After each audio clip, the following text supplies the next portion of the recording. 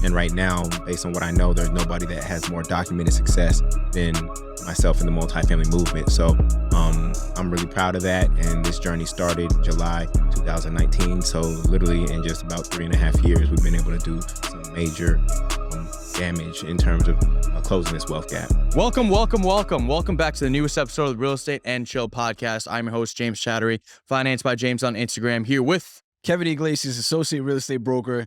As always, it's $1 million episode. This guy is pretty famous. I'm sure you've seen him on YouTube. He's in the real estate space. He's beefing with HGTV. He's beefing with every realtor out there. Come on now, we got the man himself, the man, the myth, the legend, Jullien Gordon, aka Mr. MultiFamily.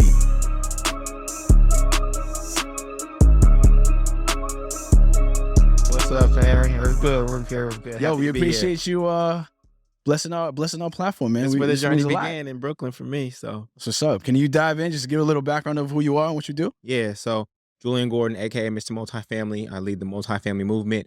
And at this moment in time, we've helped 423 people close on multifamily homes all across the country. That's about $150 million worth of real estate that my students have acquired. I'm always focused on results and not just the number of students I have, but how many are getting to the closing table. And right now, based on what I know, there's nobody that has more documented success than myself in the multifamily movement. So I'm really proud of that. And this journey started July 2019. So literally in just about 3.5 years, we've been able to do some major damage in terms of closing this wealth gap. Wow, that's 3.5 super years. impressive. Yeah. Super impressive. Where did this passion come from? Man, so my journey, I did say it began in Brooklyn, but it actually started in Oakland, California, where I saw my mother lose her single family home.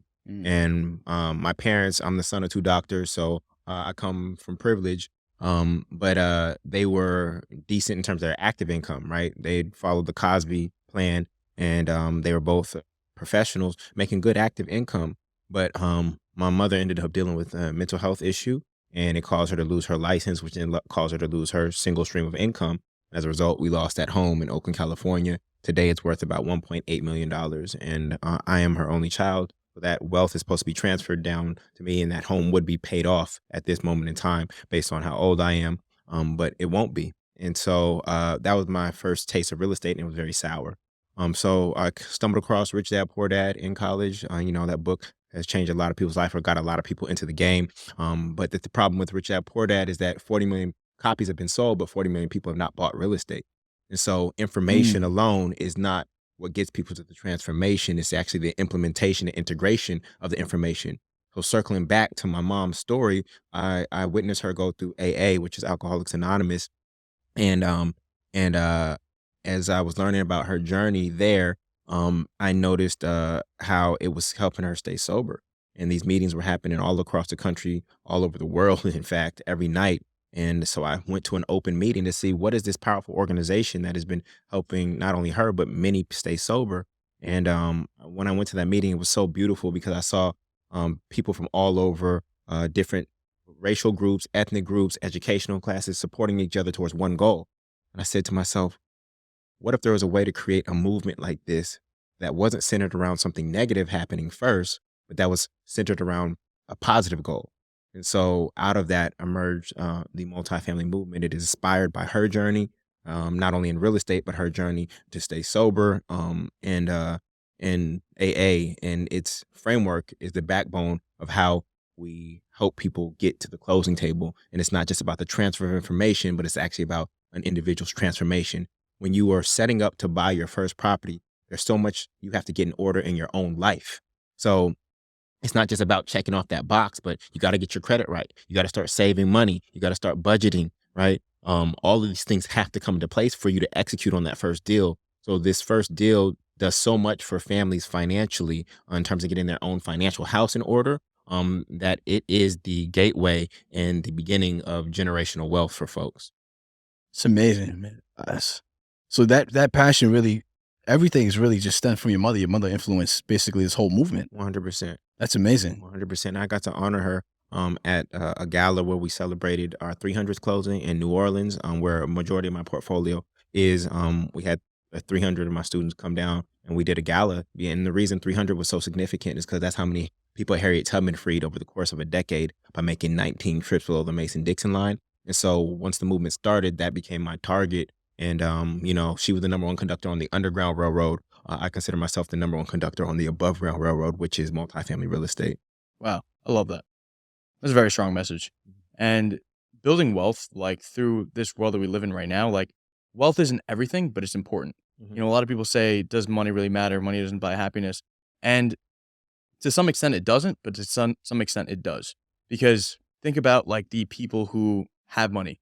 Like they don't have to stress about the same things that people who don't money have to do. You know what I mean? So I think that's a great message. Yeah. And another thing that you touched base on that I thought was also very important was the fact that building up before, somebody buys a house, somebody who the time span of somebody from thinking about buying a house to actually buying a house is around, I think, 8 to 11 years.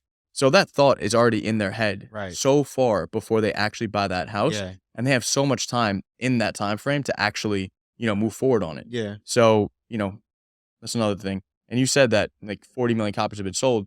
There are 40 million people who are buying houses who have read that. Yeah. That's a big thing too, because a lot of people are reading, gaining all this information, but they're too scared to act on the actual thing. Because I feel like a lot of people right now don't think that they can do it, but they can. Exactly. There's so much information out there right now, and you can absorb all of it, but if you don't act on it, that's on you. 100%. What would you say is advice to somebody who's, like James said, somebody that wants to dive in, but they're scared? And I'll give you a scenario. I had a property in Long Island, right? I knew the investor, and there was a tenant inside. He couldn't get him out. Yeah. It's been like 3 years. I spoke to the tenant. He trusted me because I spoke his language, and I just gave him that feeling like, all right, look, I'm gonna take care of you as well. We'll work everything out. I didn't take that deal. They were looking for $220 at the time.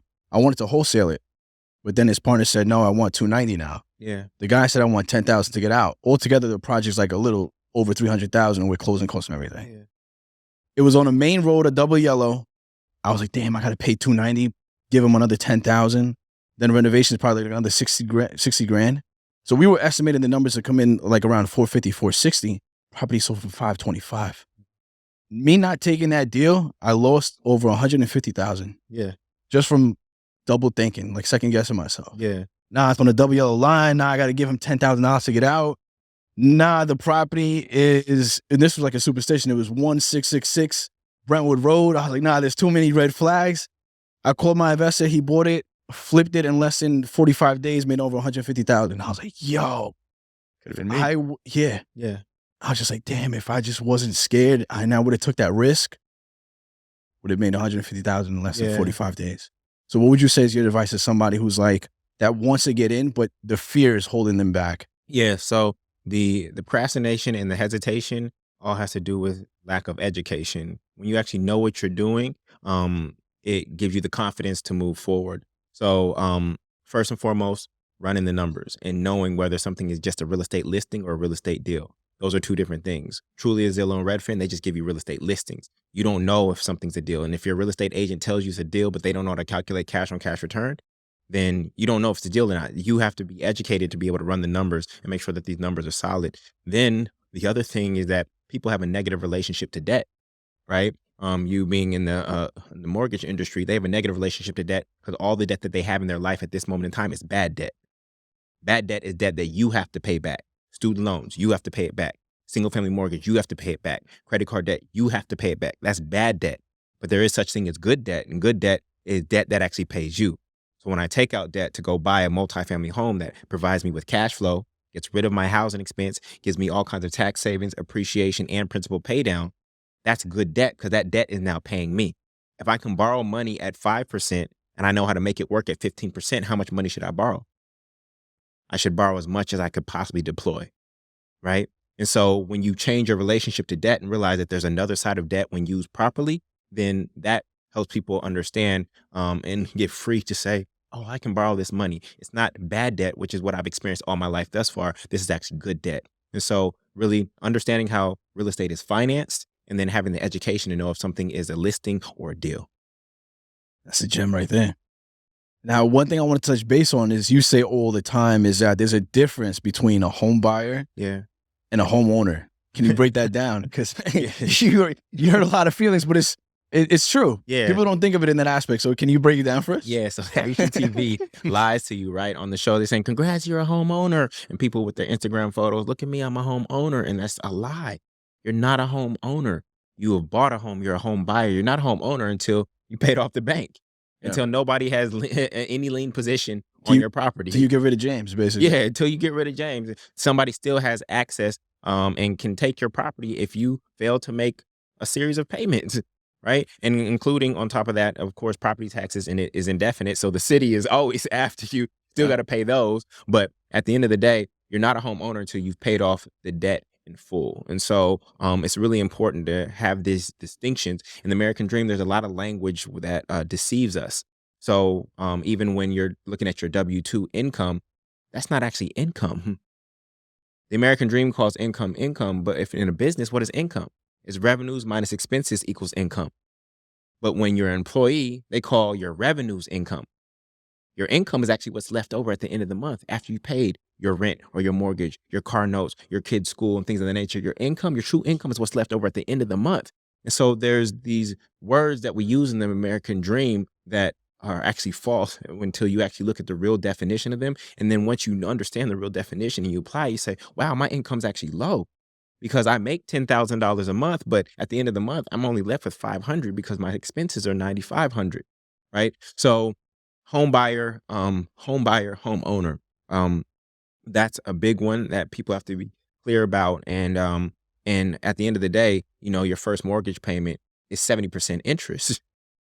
Your first mortgage payment is 70% interest. So that's what kind of ATM would you go to where you put in $2,000 into the ATM machine and then it gives you a receipt that says $1,400 went to the bank and only $600 is credited to your account. How many times did you go to that ATM machine? Not a lot of times. Not a lot of times. And so at a 5.5% interest rate, you pay for the house twice. So what is put on Trulia, Zillow, and Redfin, that is the sticker price of the home. That's the sticker price. That's the price if you have cash to pay for the home. The true price of the home is not only the sticker price, but also how much interest you're going to pay for that home. So at a 5% interest rate on a $300,000 home with a 3.5% down payment, you're going to pay $290,000 in interest. Plus mortgage insurance. Plus mortgage insurance. PMI. Plus homeowners insurance. Plus property taxes. And the one that nobody tells home buyers about, maintenance. That's the biggest one. It's the biggest one. Maintenance. People don't put that into consideration when they're buying a home. Yeah. Maintenance. So now you have a $10,000 roof that you need to get repaired. Where's it coming from? It's coming from your retirement. So now your home, what you thought you checked off the box on American Dream, now your home is actually making you house poor. Your home is now eating away at your retirement. Because what are you going to do at that point in time? You have to pay for this roof. Winter is coming. The rainy season is coming. What are you going to do? You have to figure out where to get that money, and there's nowhere to go borrow it from. So it's coming from your own savings. So a lot of people who bought single family homes, they're house poor. This is why grandma actually has to sell her house, because property taxes, even though the mortgage is paid off, property taxes have increased. Her maintenance is increasing because now she has a 30-year-old home, right? Yeah. And so these are the things that people don't talk about when it comes to making that decision. The typical narrative is, look, this mortgage payment is equal to or less than what you've been paying in rent. This is why you should do it. But they don't account for all these other expenses that are required when you have actually bought a home. So would you say that, let's say, for example, if somebody was looking to rent or buy, I know it's always situational, but what would you say the route should be? Like if you can say from ground zero, like somebody who hasn't started renting, somebody just moving out from living with their parents, right? What do you think the best route would be? The best route, which I preach, is to buy a multifamily home to get to rent and mortgage freedom. And so, my first property was here in Brooklyn. It was a triplex I bought in May of 2013. And I was paying expensive rent in Brooklyn. And literally with this one single decision, I went from paying expensive rent in Brooklyn to being paid expensive rent in Brooklyn, just like that, with one single move. And so what happened was I bought the triplex. I moved into the owner's unit, right? I was getting rent from the third floor and the second floor. Those rents were covering my principal, interest, taxes, insurance, CapEx, repair reserve, and vacancy rate, and leaving me with additional cash flow on top of that. So now I'm being paid to live. Just like that. I have not had a housing expense since May of 2013. Turn a liability into cash flow. So if you just think about how much you paid in rent or your mortgage on a single family home over the past 8 to 10 years, how much money is that? That one single thing alone would change the financial trajectory of your life. And so getting that asset now, let's say you do want the American dream, right? You want that single family home with the white picket fence and the nuclear family and the dog named Lassie. That's fine. That's fine. You can get that. But FHA requires you to live in that multifamily for 1 year. You move out of that multifamily, you get the single family that you desire, and then you use the cash flow from that multifamily to pay for that home. That's a free game plan right there for you. And that's honestly what I preach a lot, because so in my field, it's very tough to push people a certain way. Somebody wants something, they want something. Yeah. You know, so it's like for me, it comes to a point where I can give you my advice onto what I think is best for you. Yeah. It's up to you to take it or not, you know? So I preach a lot of like, because in Long Island, buying a 2-3 family house is very rare. Yeah. You know, we were talking a little bit before about like mother-daughters and like things like that, where, you know, you can have those aspects of it, but really the boroughs is where you can really get that. Like Brooklyn, Queens, Bronx, like areas like that where you can really dive into the multifamily and have that for you, you know? Problem is right now that prices are high. Correct. You know, and mortgage rates are high also. Yes. But the thing is that we don't know where prices are going to go. You know, we saw in 2008 what happened with that whole thing. Obviously, I'm not comparing the situation to 2008 because they're completely different situations. But in terms of prices, in terms of like prices coming back down, Yeah. you know, I was talking to Jude earlier and he was telling me how he's excited for the rates to move up more because that's the time to buy. When the prices are down, you get a good deal. That's the best time to buy, in my opinion. And I would love to hear yours as well. Yeah. So mortgage interest rates are not that high. Highest interest rate was October of 1981 and was 18.63%. We're literally at 1/3 of that right now. So mortgage interest rates are high in comparison to the low of 2.65% in 2021 during COVID, right? They've tripled since then, but in comparison to the all-time high, we're not high. All that's really happened is that they've returned to pre-COVID rates. And so the fear mongering in the news that is saying, oh, interest rates are rising. No, they've just returned back to their normal levels. Literally, they just returned back to their normal levels. So just relieving that fear. Now, for me as an investor, it excites me when interest rates rise, right? Because property values have to come down to match at some point. And I need to be ready for that. So a 1% increase in mortgage interest rate requires a 10% decrease in price for the principal and interest to be the same.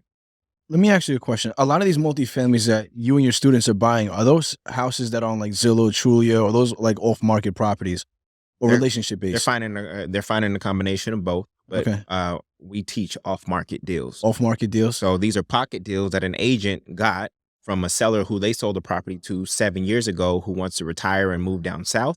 And before they list it, they know that my students are ready buyers. They have their financing folder and everything aligned and are ready to move on that property. So I don't have to list it. I don't have to do any open houses. I already have buyers that are ready to move on this property, and we can get this deal done quickly so that you can take your money and move down south. So those are called pocket deals or off-market deals. So I teach them how to build their real estate Rolodex, which includes multiple agents. This is a real key. Multiple agents. I know most agents don't like this because they want them to sign an exclusive agreement. But why would I sign an exclusive agreement with one agent who only knows this part of the city? Now my eyes are limited to just one agent. What if this agent only knows the south side of the city, but there's an agent who specializes in the north side of the city and another one who specializes in the west side, another one who specializes in the east side? Why would I sign an exclusive agreement with only one agent?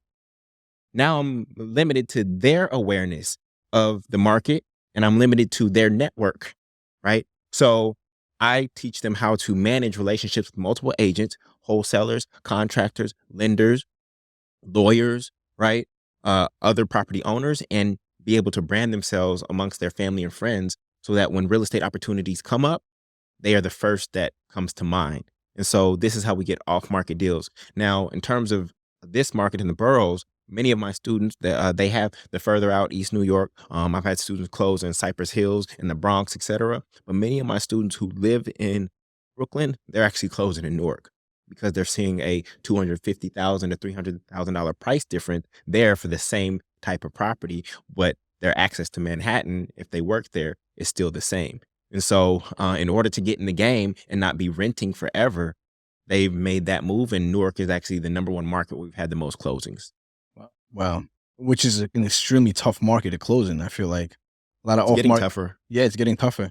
And it's funny that you mentioned that. I have possibly a listing coming up in Brooklyn. Mhm. That's a 3-family. So Yeah.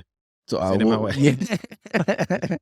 What's your beef with real estate agents, man? What's my beef? I love real Because I be estate watching your Instagram and I just be reading the comments. I just be laughing. People be like, "You shouldn't say this. So this is not right. This is not accurate." Yeah. And I'm just sitting back No, it's laughing. 100% accurate. The beef is that I want them to be better. I want them to be better, especially with housing prices at as high as they are right now.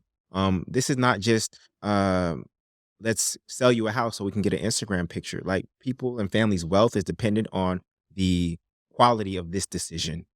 And so it's not about you and your commission. It's about, I need you to step it up and say, this is beyond just me and my commission and my family eating, but I actually want to help the families that I'm serving create what I call regenerational wealth by making a good purchase, And so what we know is that the real estate licensing exam, right, does not teach people, especially when it comes to the type of investing that I do, multifamily. Cash on cash return is not on the real estate exam. No, it's not. And it is the most important number in multifamily real estate investing. And so you can't call me and say, I found a real estate deal. And then I say, what's the cash on cash return? And you can't tell me the answer. Now, to get that education, to learn how to run the numbers on a deal, it's not that significant. But it would behoove you, especially in a market like Brooklyn, to be able to tell your buyer, this is what the cash on cash return is going to look like after your principal, interest, taxes, insurance, capex, repairs, or vacancy rate, right? So that they can be making an informed decision. Now, in a market like this, we may not be looking for cash flow. What we may be looking for is, after we've subtracted those 7 things from rent, is the amount that's going to come out of your pocket going to be less than you're paying in rent. So you're paying $2,000 a month in rent right now for this 2-bedroom. You are going to acquire this triplex, and once we run the numbers, we see that your out-of-pocket expense to control this property is only going to be $800. That's $1,200 less per month. That's $1,200 that's back in your pocket every single month. But a real estate agent has to know how to do that, right? And so I typically only work with real estate agents who have bought multifamily themselves and understand the nature of that transaction, or who at least know how to calculate cash on cash return and don't just say that everything that comes across their desk is a deal. Because everything that comes across your desk is not a deal. And many times you'll find that real estate agents have convinced buyers to pay more for a property than they should have paid for, or convince them that something is a deal when it's not. And once the transaction is over, the real estate agent has no accountability whatsoever, right? It's true. It's true. It's over. Yeah. They got their commission and they're on. Check That family clear. has to figure it out. Good luck. Sold you the home. We got our little picture, and now it's up to you to figure out all this other stuff. So that's my challenge, is for real estate agents to get more sophisticated in their understanding of the transaction and the different types of deals. Because most real estate agents sell single family homes to American dreamers, and in this market, there's not as many single family homes. So you have to understand the nature of a multifamily transaction and how to analyze that deal properly. And I agree with you. Look, the entry point to get into, real estate for somebody to become a real estate agent is so cheap. Yeah. It's like, I think it's like a little less than $1,000. But that's why the market is so oversaturated. So I do agree with you. I think real estate professionals should be held at a higher standard. They should have a lot more education than just passing a test and then going to sell real estate. Because there's a lot of agents who just don't perform the way that, that they should be performing. Yeah. And it's also a challenge to the buyer. It's also a challenge to the buyer to not just go trust somebody who has their license, right? Oh, my cousin just got her license last week, I'm going to go with her. No. See, the real estate agent has been licensed to transact the deal, right? But it's up to the buyer at the end of the day to evaluate the deal. The buyer is actually supposed to be leading the transaction, not the agent. And so it's actually also a challenge to my buyers to be more educated, because you use the agent. Many real estate agents, especially in a market like this, don't even own the product that they sell. Yeah. They don't own the product that they sell. 100%. You got to ruffle some feathers right there. So No, but it's the truth, though. this is a challenge to the buyer to be aware of that and say, look, it's up to me. This is my decision. And an agent can call me and tell me and say, oh, there's going to be other offers. I think you should increase by $50,000. This is up to me to make the best decision for my family. This is the biggest financial decision in my life, not the real estate agent's life. And so I put it back on the buyer. And then if are agents out there who are willing to elevate their game so that they can support families in creating regenerational wealth and making smart financial decisions when it comes to their first purchase, then that's what my challenge really is. And I'm willing to, set a little dagger in them a little bit to get them to see that. But I think that the main thing is that adding value is the only reason why like people should get paid for something, right? So if you're not adding value, then what are you getting paid for? If you're not solving problems, what are you getting paid for? Like the main thing is like a lot of lenders, I hear this a lot, like they complain about not having these perfect deals. But if every deal was perfect and every single deal was easy, we would not have jobs. You know what I mean? Like I'm paid the amount of money that I'm getting paid to solve these problems and get around these situations. And that's why people trust me. Yep. You know what I mean? So if it wasn't like that, I wouldn't be doing this. Yep. You know what I mean? There would be no need for me. Yep. There would be no need for any, you know what I mean? So that's just like. And from an economic standpoint, anytime there's a middleman, there's going to be a piece of technologies that's going to challenge that eventually. And there are technologies out there that are already seeking to take real estate agents out of the game who do not add value. Let's touch base on that, because one thing that I think we all agree on is, Zillow. There's a company called Open Door, which, so I'm also in the stock market as well. I like to invest in the stock market. My background's in finance. So going into just looking at these companies, looking at what they're doing in order to, make money, right? Mm-hmm. Company called Open Door Technologies. I'm sure both of you guys are aware of it. That company was trading at like 4 times the price it's trading at right now. Their whole strategy was making offers without seeing properties.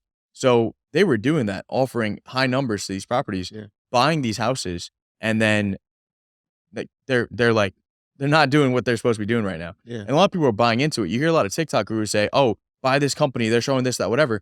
Like 2 years ago, not even 2 years ago, but like a year and a half ago, when things were happening with the market, it was so easy to make money. You could buy anything and make money. Yeah. But what happens when the market changes? Yeah. It's not that easy anymore. Mm-hmm. So all the people who were just making money before and didn't know what they were doing, they're having a much different strategy right now. Yeah. Agreed. So you got to really look into things like a lot more before you just throw money at something. Yeah. You do not control the interest rate. Yeah. You do not control the interest rate. So those who bought single family homes at high prices but low interest rates are like, oh, the interest rates are low, so I'm going to buy it. Many of them are actually underwater. People who bought single family homes within the past 2 years, many of them are underwater right now because they got it at a 3% interest rate. But remember what I told you, for every percentage increase in interest rate, property value has to go down by 10%. So a $300,000 property at a 5% interest rate, if it goes to 6%, the price has to drop to $270 for the principal and interest payment to be the exact same so that you could access the same buyer pool. Right. And so what many single family buyers aren't aware of is that they are going to be underwater simply because the interest rate increased and they have no control over the interest rate. So I would rather buy at a depressed price and a high interest rate than at a high price and a low interest rate. Because guess what? If interest rates go down, then I can refinance and all of a sudden all of that money is back in my pocket. That's literally hundreds of dollars in cash flow in my pocket because interest rates went down. But if I'm locked in at a high price, I can't change being locked in at a high price. I'm stuck there, right? And so when Jude was talking about why he's okay with interest rates going up, it's going to eliminate a lot of people who are not savvy out of the game, which then means that there may be sellers who want to sell, but the number of buyers that are ready to buy and sophisticated enough to turn that asset into cash flow is going to be smaller. And so it's going to be opportunity for us. And same thing with the real estate industry too. Once those rates go up, because look, everybody could sell a house when the market is at an all-time high, but can you sell a house and still be a top producer when the market is changing and things are not the same as before? So it's gonna get rid of so many agents, and it's already getting rid of agents. A lot of agents are leaving the industry. And lenders. A lot of lenders who were just refinance based, right? There's not a lot of refinances that are going on now that the rates are so much higher. Not at all. So I feel like this change in the market is good because it's getting rid of people who were just in it to dabble and make some money here and there. Cash cows. They were just looking for a cash cow. On top of that too, if you're starting in this market right now, this is like the best time to learn. Like if you're just starting off, like you're not expecting to make like $5 million your first year, you know what I mean? Like if you're learning through this market, learning all the tips and the tricks, you'll be set in the long term. Yeah, 100%. You know, so it's a good thing. But also on top of that, like when we were diving into like people leaving business and things like that, it's always a good idea to make sure that you know everything so that you don't get taken out. Like for me, like my business has always been purchase based, not really refi based. Refi business is here and there, it comes and goes, right? Yeah. Purchase business is always there Yeah. because you're always going to get a different type of person who wants to buy certain houses. Like now, maybe I'm working with more investors. Before I was working with first-time home buyers, but you're always going to get a different type of investor. The market is always moving, Yeah. and I think people are discouraged. People are thinking like, "Oh, I'm scared. I'm not going to make as much money." Money's still out there to be made. You know, it's not like nothing's going to stop. Like there's not going to be a day where no houses are bought, no transactions are made. There's never going to be a day like Correct. that. So What are your thoughts on because you're multifamily, right? But Yeah. what are your thoughts on like single family homes? Because in our market, there's not a lot of multifamilies. There's not a lot of 2 or 3 families. That's like more in the boroughs, like Yeah. James was saying.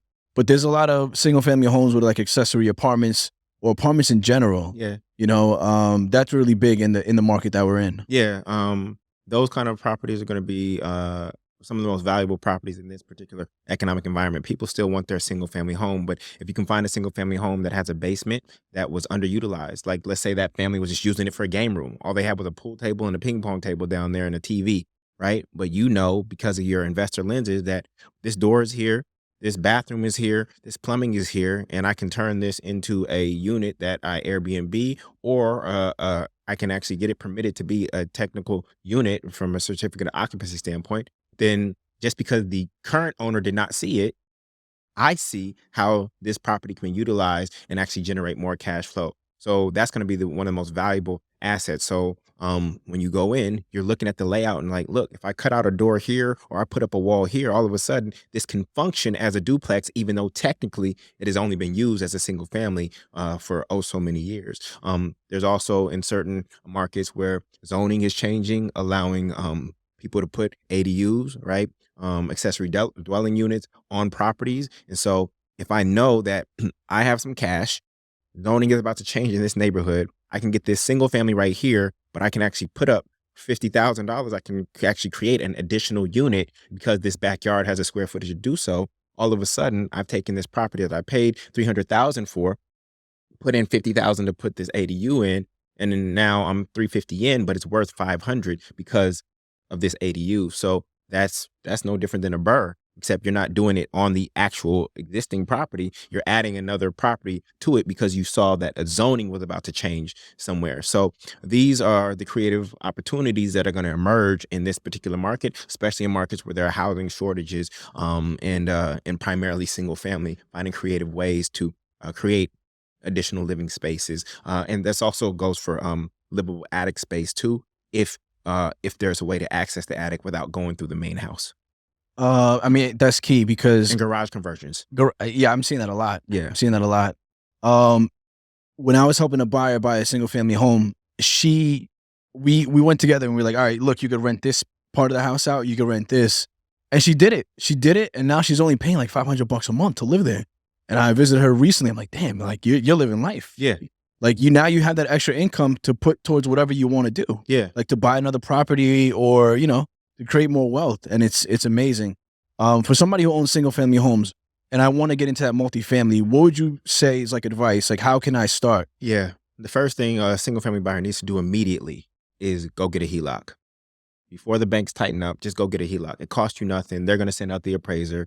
And based on the equity that you have in the home, they'll say that you have a home equity line of credit for this much. And so typically they'll take 80% of the value. So let's say your property is worth $400,000. 80% of that is $320 minus the debt that you owe. Let's say you owe $200,000. And so $320 minus $200 is $120,000 home equity line of credit.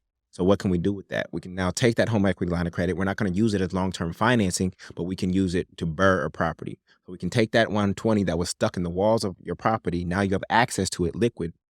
You can go to a smaller, less expensive, non-sexy market, buy something that you're going to rehab, force appreciation, right, et cetera. And then once you've actually got that place rented through the BRRRR strategy, then from there, refinance that out. You pay your HELOC back. You put the money back in the walls, and then you can run that play over and over and over again.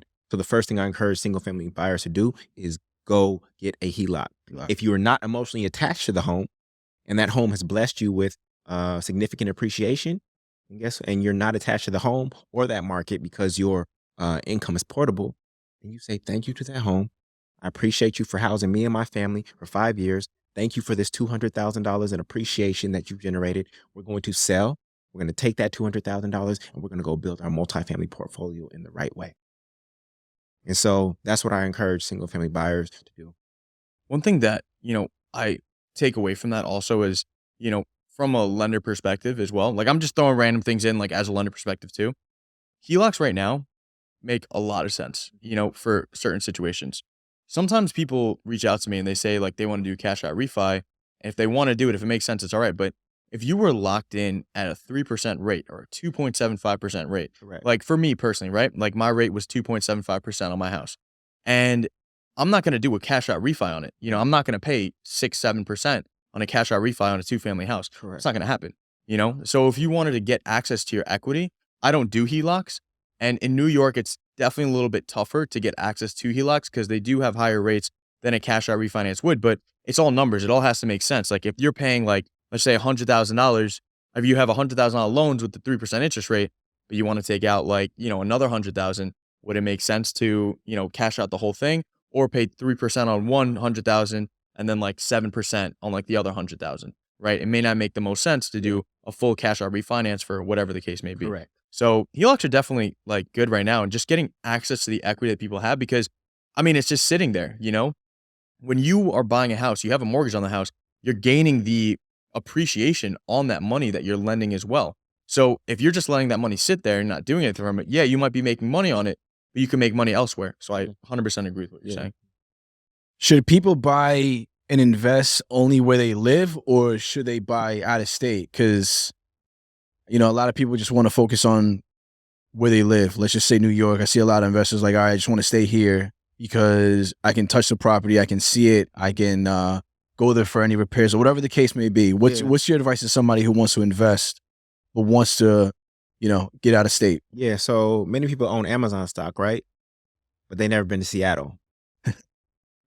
So your money does not have to work in the same city as you do. You own Nike stock, never been to Oregon. That's your money working in a city that you do not work in. So your money doesn't have to work in the same city as you do. So when people ask me what city should I go to, I say, one, try to invest where you live. That's going to be the easiest play. And that's why people default to that. Next, invest where you're from. So some people are from some small places and they found their way or migrated to a big city, but they're from some small town in Alabama or Connecticut. And you can take your New York capital and go clean up over there, right? Yeah. Then I say invest where you want to be a contribution. And then finally, invest wherever you can make money. So I was living in Brooklyn, New York, so I bought in Brooklyn, New York. I'm from Oakland, California, so I bought a duplex in Oakland, California. I wanted to be a contribution to New Orleans, so I bought New Orleans, and I have yet to invest simply wherever I can make money. So that's what I encourage people to do. In the smaller, non-sexy, off the grid markets, that's where many of the best opportunities are. And so many people are scared because, like you said, they want to touch the property. I don't want to touch my property. I don't want to fix a toilet. And so if you truly want to make a multifamily real estate deal passive, you just have to have a property manager. Property managers typically take anywhere from 6 to 10% of rents. So if your rents are $4,000, they'll take anywhere from $240 to $400 per month to manage that property for you. You'll only get calls when they need your credit card for the plumber or something like that. And so now that is 100% passive. And what that does is it opens up the entire country to you. You're not just limited by where you live. When I bought that first property here in Brooklyn, I was able to use my low down payment assistance program, right? FHA. But then, with your second property, if it's going to be non-owner occupied, it's going to be 25% down. 25% down on $1 million property in Brooklyn. That's $250,000. How long was it going to take me to save up $250,000? Right? But I did have 50, and I could take that 50 down to Louisiana and get a $200,000 property with that 50. And so shopping in New York was like shopping at Neiman Marcus. Shopping in Louisiana was like shopping at Ross. Yeah. So I was like, I'm going to the clearance rack. I'm going to the clearance rack. And I cleaned up on the clearance rack. I found deals on the clearance rack. So much so that my portfolio was growing so much there that I was like, look, I'm willing to leave New York because my ability to build wealth is actually in Louisiana. I was willing to leave, right? Some people are going to die in New York with absolutely nothing. $2,000 a month in rent, $2,000 a month in rent for 30 years here. What is that? 24,000 times 30, that's like What is 660,000. It's a lot of money. you got many New Yorkers, die-hard New Yorkers, they're gonna really literally die hard in New York with nothing to show for it. I'm kind of one of those people. Not gonna lie. I $1 love New million. York, but Why are you? I mean, you got to ask yourself, with the exception of family, why are you here? Some free concerts because you can get Thai food delivered in 5 minutes. Like, why are you really here? Most people here are living in bondage, unless you've been able to build a portfolio like Jude. Unless your income is like through the roof because you C-suite at one of the major companies. Many people, I mean, what were they doing? Rents. They said you had to have $150,000 in income. yeah, I think it was like 50 times the 50 rent times amount. your rent Yeah. amount to 50 or be able 80 to or rent an something like that. apartment. To rent an apartment that's going to send out money that I never see again. Like, a lot of people living in bondage here. So honestly, I believe that freedom is in the South. It's not on the West Coast. It's not in California. It's not in the Northeast. I believe that freedom is in the South because the cost basis there, based on what you can generate in terms of income, and the cost basis of ownership there is a lot less. But some people are not willing to make that move, and that's okay. But they have to know that, one, they're going to be taxed like crazy in New York and California. California is taking half your money straight out the gates. New York is almost identical, right? And then from there, what's left, you have to pay for housing. And this is why a lot of people are house poor, or their rent is killing them. And so, but I live in New York. You got to make choices. And these are tough choices for people to make. But you want to have convenience or you want to be free. Oh, that's totally fair. Two things that you touched on, like moves and taxes, right? So you're making some big moves and you're trying to avoid some taxes. So tell us about Good transition. tell us about that, the whole situation with 1031 exchange. Walk us through what a 1031 exchange is and how you're utilizing it. So if I have a property that I bought for $300,000 and it's gained value and I'm about to sell it at $400,000, I'm going to be taxed capital gains on that $100,000 in upside, right? If that money hits my pocket upon sale. But there's a tax strategy called the 1031 exchange where a 1031 exchange company will create basically an LLC for you. At the closing, they will take the $100,000 so it doesn't hit your pocket. And you just have to deploy that $100,000 into a like kind or a similar investment within a certain time period. So you have 45 days to identify the next property that you're going to buy. You have 180 days to actually close on that property. When you do that, you're taking that money from that gain from the first property, you're putting it into another, and you do not get taxed. If you do not identify the property, if you sell it yourself and you just let that money hit your pocket, you're getting taxed. If you do not identify a property in the first 45 days, you're getting taxed. If you do not close on a property in 180 days, you get taxed. But this is a huge way. If I'm in the 30% tax bracket, that saves me $30,000 by using a 1031 exchange to buy that property. I know I'm going to expand my real estate portfolio. The hardest thing with the 1031 exchange is identifying that next deal in a 45-day period. And I don't know who made up that timeline because you want to make sure you're stepping in a good deal. But you also have this $30,000 cushion because you avoided paying that in taxes. So that can affect your deal analysis when you know you're taking 1031 exchange money and putting it into a next deal. So do you look for the next deal while you're transitioning through the sale of the first property? Yeah, you better. That's what you have going to to do, add right? some more time to your timeline. So yes, if you know you're under contract, you know it's going to take 30 days to close, then you're actually extending your timeline from 45 days to 75 days. But yeah, you want that deal to be lined up. Right away, yeah. You can't play around with those numbers. Nope. Those are hard deadlines, can't be budged, et cetera. It's in the law. So what are you looking to do with your current situation, if you don't mind sharing? Yeah, so I expanded my portfolio to 16 properties in the 5 in Brooklyn, Oakland, New Orleans, Baton Rouge, and Atlanta. And I'm at a stage in my real estate journey where I want to consolidate. So I found a 36-unit deal in Baton Rouge. And so what I'm going to do is I'm going to sell, and I'm in the process, in the middle of this right now, I'm selling some of my smaller properties, duplexes, some of the fourplexes, et cetera. And I'm putting them into a 1031 exchange.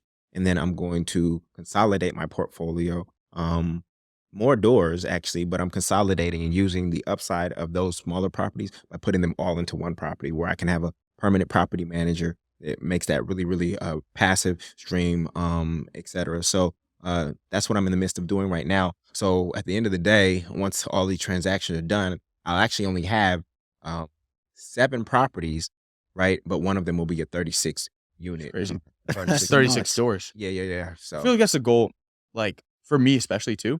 Like I definitely want to own like a huge building like somewhere in, I would say New York, because I love Yeah. New York. I know we were just talking about that, but I love New York so much. But like that's a dream, you know. Yeah. Like I want to own like a huge property. I want to own like a 30-unit property, like somewhere in New York. Yeah, It's all stepping stones, you know. it is. It is. Can't get that right away Yes. unless you have like a bunch of money. But you Or know, a like syndication. So a lot of people out here, you got to watch people's door counts because they'll lie to you about their door counts. Like, oh, I own 1,000 doors. No, you are a partial owner of 1,000 doors because those big apartment complexes, things of that nature, those are normally syndicated. It's not one individual or one family who owns that entire building. It was a syndicated deal, meaning that they raise money from partners to actually execute on that deal. So, but the 36 unit, I will own that outright, right? That's Yeah, actually that's amazing. my Yeah, that's actual amazing. property. We got to give you a round of Yeah. applause. That's amazing, bro. I appreciate That's that. amazing. That's I crazy. appreciate that. How does that feel though? Like I feel like we don't really talk about that, but like, Yeah, like how does that feel? bro? Like you're about to buy a 36-unit property. I just feel blessed. I'm grateful and I feel blessed. I know I need to take this step to be a demonstration for those who are following my lead. You know, you start off with these duplexes, triplexes, and fourplexes, and you could keep going on that path. But this next elevation and this consolidation, I think, is a powerful demonstration of how wealth is built over time. I mean, this is how you played in Monopoly. You took the little red houses and you tried to upgrade into a hotel, and so that's the transition that I'm making right now, and it's really exciting. I'm grateful and I feel blessed. What do you do to celebrate that, man? Like, what do you have in mind to celebrate? I'm working on celebrating myself. That's what he has a hard time with. Yeah, I'm working on figuring out celebration for me. Vacations don't really do it for me. Massages don't do it for me. I don't. Yo, if you buy a 36-unit property, if all you do to celebrate is get a massage, bro, I don't know what I can tell you. What's in your plans, man? 'Cause that's huge. That's a huge accomplishment. 36. I gotta figure that out, man. I'm learning how to celebrate myself. I don't feel stressed. I don't feel overworked or anything like that. But I don't really have a thing. I don't have a thing. I might buy some art. I don't know. Do you? So, a lot of thing is like without passion, you know, we can't really do what we want to do. You're gonna hate your life if you don't have passion for what you're doing, right? So, is this what you're truly like passionate about? Like, would you say? 100%. For me, this is God's work. I mean, when you think about God's first gift to man before life, what was it? Land. It was land. And unfortunately, we've been in a time where the market is dominated by slumlords. And so every time I acquire a property, I'm able to acquire it typically from a slumlord or somebody who was not treating the people in that property well. In fact, they didn't even treat the property well. They mistreated the property and they mistreated the people in that property. And so 70% of my portfolio is Section 8. And I get to care for these mostly single mothers and their kids in ways that they've never been cared for before. They've never had a landlord, or what we actually call love lords. They've never had a love lord treat them in that way. And it actually is a win-win because guess what? Unless they have another child and they need a larger space, most of them don't leave because they've never had somebody treat them, especially a landlord, treat them with this much dignity and care, responding to needs that come up in the house as quickly as possible.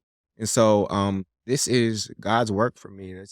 It's purpose. And the multifamily movement is my purpose. And right now we're trying to go from 300 closings to 3,000 closings to be $1 billion of real estate by our members. And so I know that families' lives are being changed and transformed by just this first single purchase. Many of my students who have closed on one have already closed on their next one. And so once you learn this skill set, it creates the financial foundation for financial freedom. And so, I recognize the impact and the significance of this particular move for people. So it's more than it's more than passion, it's purpose. Have you seen people from your group achieve the term financial freedom? Oh yeah. I've had a student close on 27 doors in 8 months. Wow. Another one closed on 25 doors in a year and a half. Wow. So how does that make you feel also? You know, like you're changing people's lives in more way than one. Yeah. You know? So for me, freedom, for a lot of people, freedom, because they hate their job so much, freedom is just kicking their feet up on a beach doing nothing for the rest of their life, right? It's basically retiring early. For me, that's not my version of freedom. My version of freedom is being able to walk in my God-given purpose every single day. And I think the students that I've attracted also want that. They want to be able to do their life's work without worrying about money. money is the biggest factor why people aren't walking in their purpose. And Yeah. so to know that that money and my life expenses are taken care of by my passive income, it frees me to do what I'm called to do what my God-given gifts were given to me for. And so that's ultimately what I want. That's the true purpose. The true purpose is not to make a whole bunch of money. That's not the purpose. True purpose is for people to be able to walk in their purpose. And when I see that, like for instance, April, she retired early. She bought a fourplex in Virginia Beach. She actually Airbnb'd the 3 other units while living in one.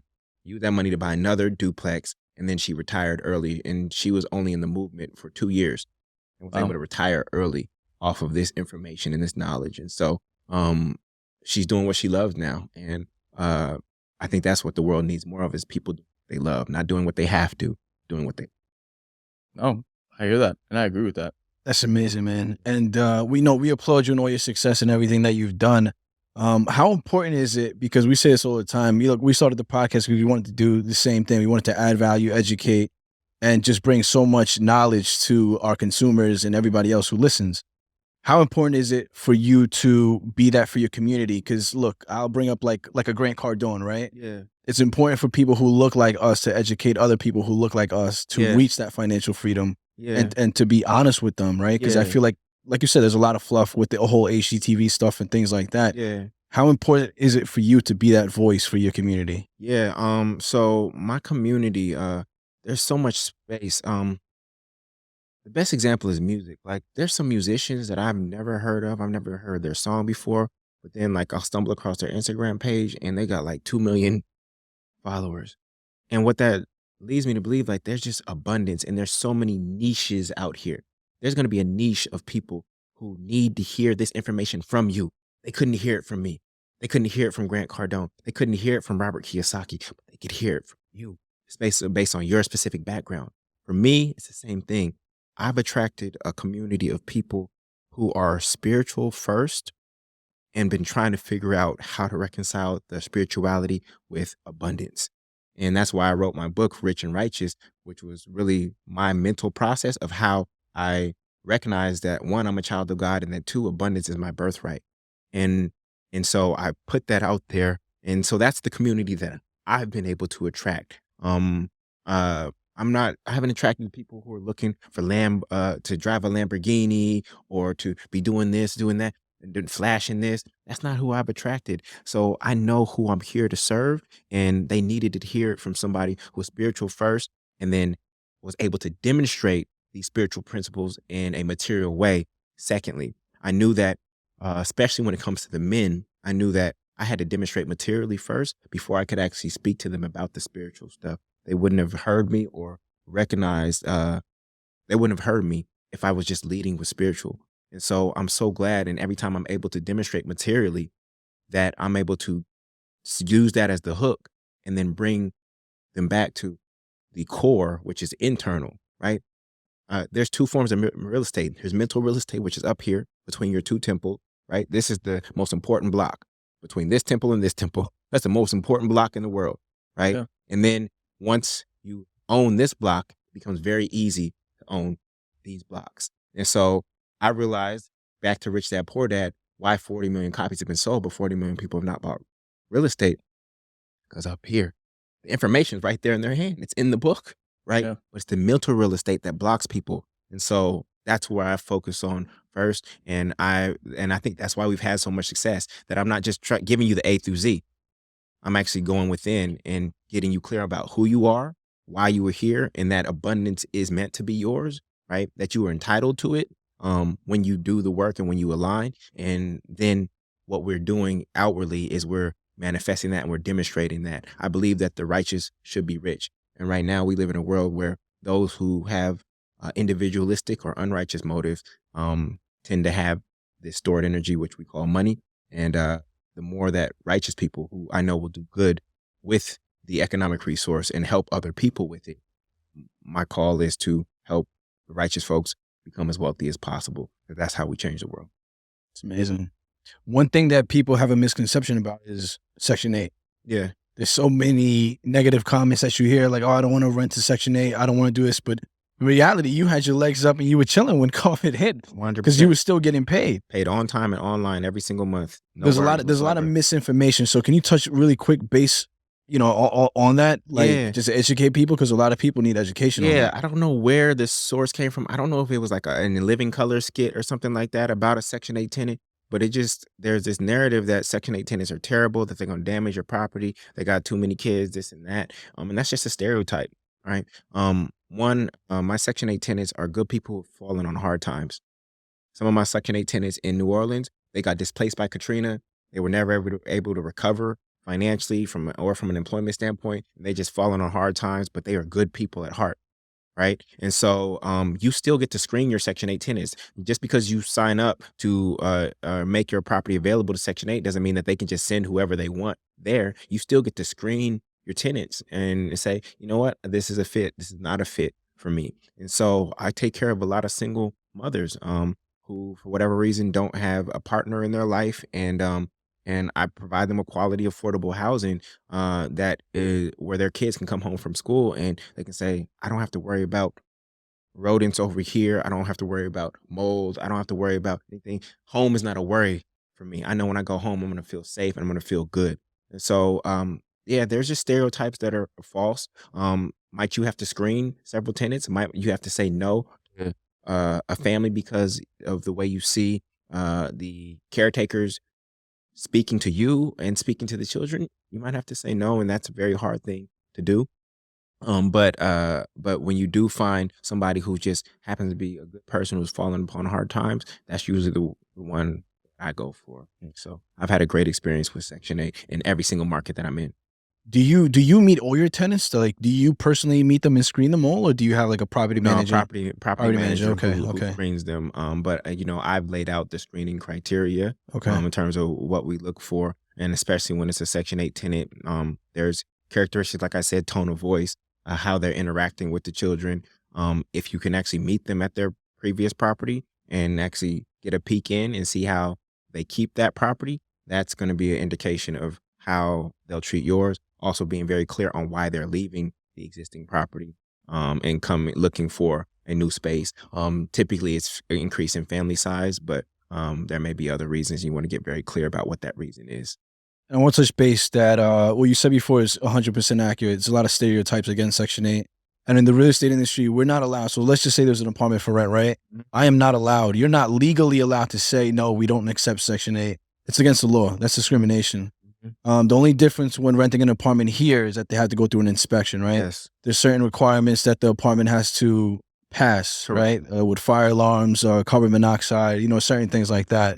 It's got to get an inspection from the town. So again, I just wanted to clear up the air because a lot of people are not educated on Section 8. 70% of my portfolio is Section 8. So like you said, during COVID, I was straight. Other landlords are tripping. And then the other 30% are people like recession-proof industries, from teachers to healthcare professionals, Essential things of that workers. nature, essential workers. So I had maybe 2 tenants out of 40 downsized, meaning moved back home during COVID. But I was still getting majority of my rent throughout COVID. Let's touch base on one last thing. The HTV eyes. Can you explain that? The H what? HGTV eyes. Oh, the HGTV eyes. Oh my goodness. So HGTV is for single family buyers, and it's not for real estate investors, but because it's the only network that's really out there that's real estate related, many people go looking on HGTV for guidance in terms of what they should look for in a home. And so you get these buzzwords like granite countertops and stainless steel appliances, but when you really think about it, like, why would you make a $400,000 purchase decision on based on a $1,500 granite countertop? Why would you make a $400,000 purchase decision based on a $1,500 stainless steel appliance? That makes no sense whatsoever. Like, the 5 cost drivers of a property are not the appliances or the countertops. They are the foundation, the roof, the plumbing, the electrical, and the HVAC. So when you go to open house, you need to be looking at those things, because those are the things that are going to cost you if you choose to buy this home, not the granite countertops and not the stainless steel appliance. And so HGTV teaches you to look at the aesthetics and the beauty of a property. I'm teaching you to look at the asset and the business of the property that you're buying. These are 2 different sets of lenses. If I would have went into my triplex in Brooklyn and I would have went into it with HGTV lenses, It has Formica countertops, which are the cheapest you can get from Home Depot or Lowe's. It has basic cabinets, no shaker, white shaker cabinets with gold knobs. It has white appliances, no backsplash. If I would have been looking at those things based on watching HGTV, I would have walked out and said, oh no, this don't look like an HGTV house. I'm gone. Now I'm fully aware that my first home was not my dream home, but it made my dreams possible. I like that. It was not my dream home, but it made my dreams possible because it freed me to walk in my purpose because I no longer had a housing expense and my home was now paying me. So I didn't have to go chase contracts when I was a speaker. I didn't have to go chase contracts based on money. I could actually wait for the right client and I could actually take my time as I built my business because I didn't have to worry about a housing expense. So HGTV is good once you have cash flowing assets and you're actually ready to buy your single family home. Like I'm building my single family home from the ground up. And I get to build it and I will own it outright.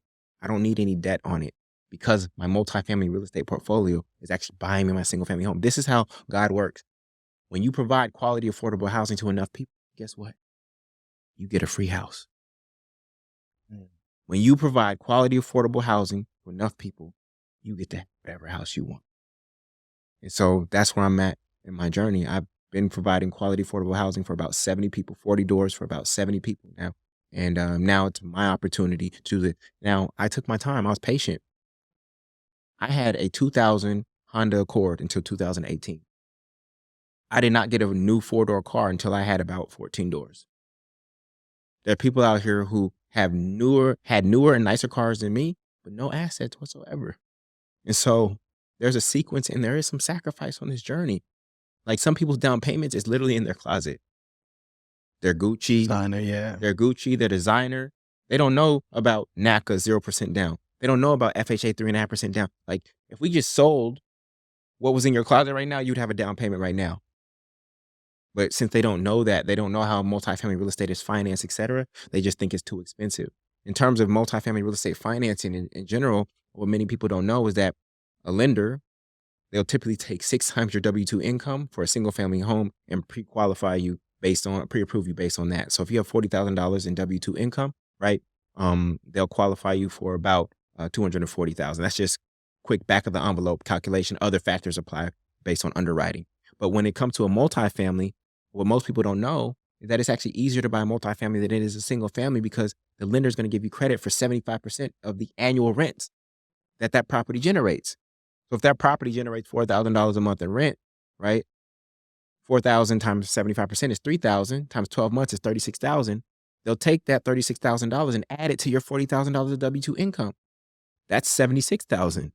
76 times 6 is 456,000. So now you are pre-approved for $456,000 instead of $240,000, all because you bought a multifamily as opposed to a single family.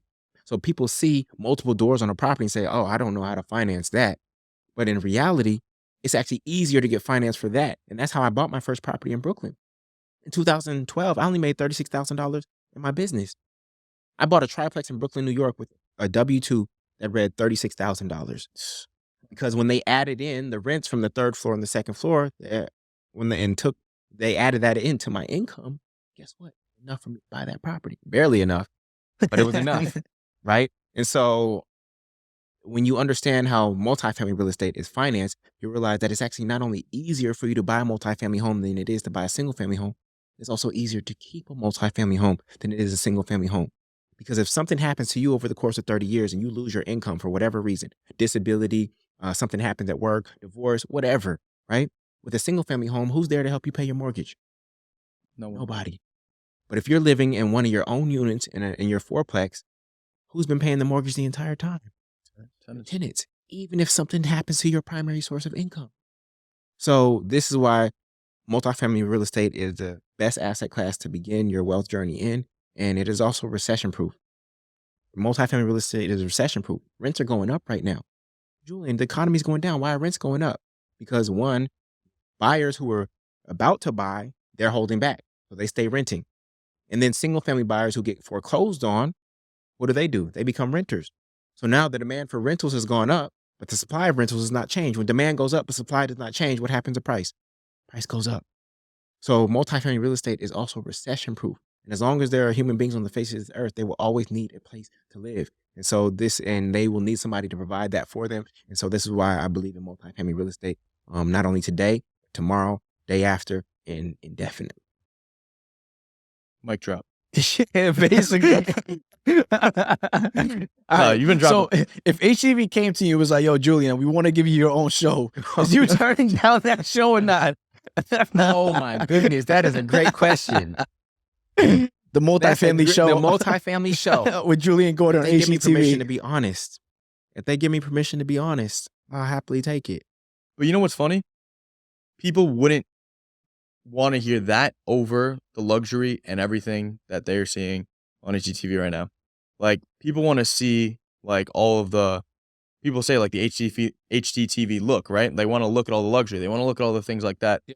In order to get to that point, sometimes people don't want to learn, like, the most important parts behind it. Yeah. So that's why, like, educating and, like, trying to educate is so tough. Because you're not showing Lambos. You're not showing, like, all these things, like, every 2 seconds. Yeah. You know what I mean? You're not doing that. I You just- could. You could. Not who I Yeah. am. 100%. Yeah, so if they gave me permission to be honest, and you know, ESPN does it really well. They always have a commentator who takes this angle and another one who takes this angle, and they'll do that intentionally. They say, which side you gonna take, right? That would be an amazing show, though. And You they up get- against somebody on HGTV every single. They'll get murdered, yeah. They'll get murdered. That show would probably have a high rating. I would love that. I would watch that show. Like Love It or List It, multifamily, single family. Yeah, we can do that. Do that. They wouldn't. They would get murdered.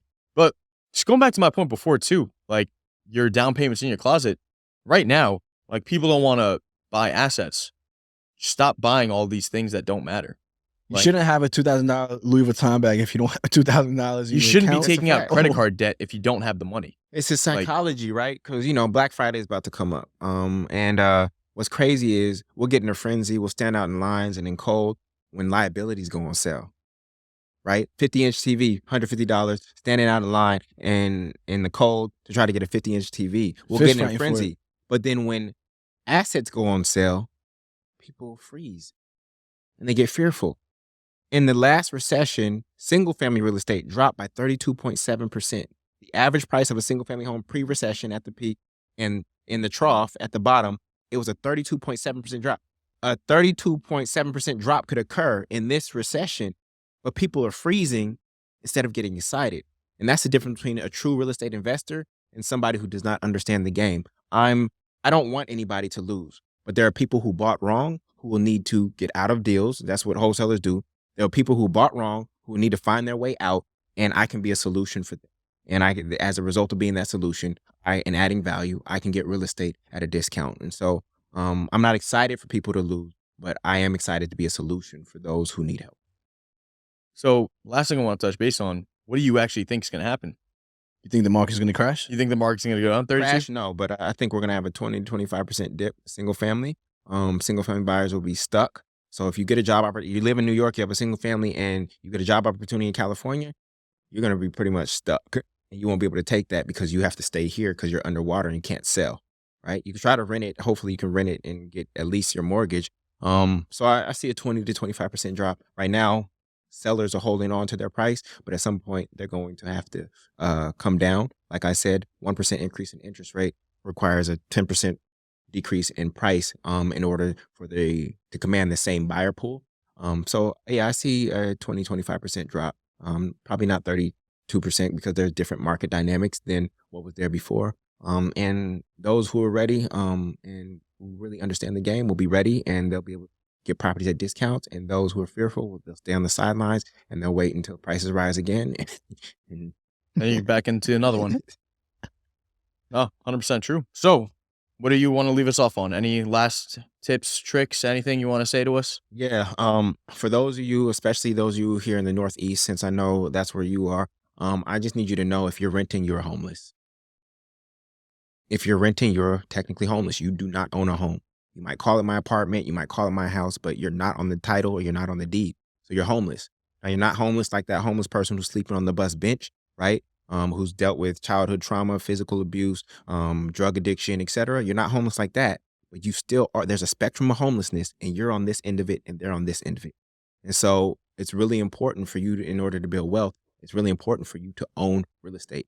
All millionaires own real estate. In fact, for most Americans, their wealth is tied up in their house. A majority of their wealth has been built based on the appreciation of their home. And so while some of these sexy, expensive markets may be nice to live in, it's going to be very hard for you to build wealth there. And you can take your income from a market like the Northeast, like New York, you can take that income and go find a smaller, non-expensive, less sexy market, and your money can grow, build for you there. You do not have to leave, but if you choose to leave, I think it's actually going to accelerate your ability to build. Wow. Damn.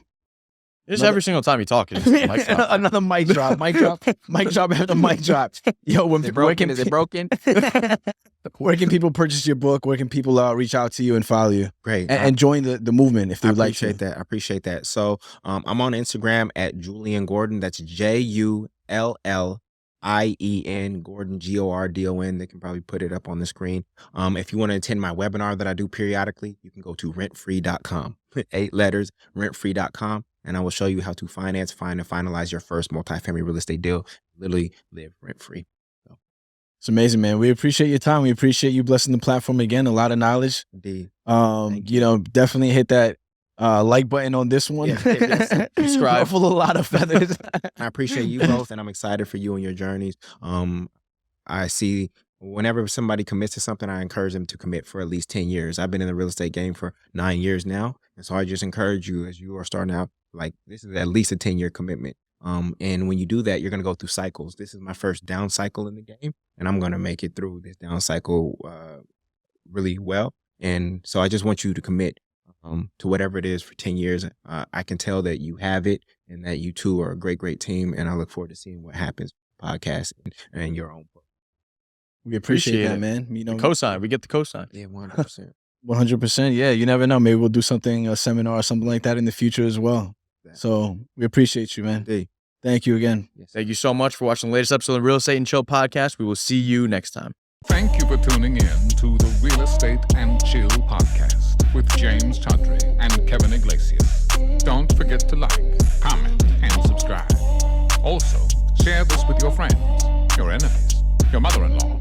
No, seriously, this podcast is so fucking good. You might want to tell your